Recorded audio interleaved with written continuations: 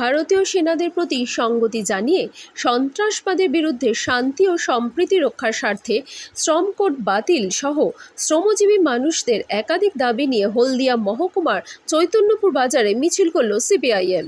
শ্রমজীবী মানুষের মজুরি বৃদ্ধি, 100 দিনের কাজ 200 দিনে রূপান্তরিত এছাড়াও অন্যান্য দাবিতে মিছিল করা হয়। এতে উপস্থিত ছিলেন স্থানীয় সিপিআইএম এর নেতৃত্ব।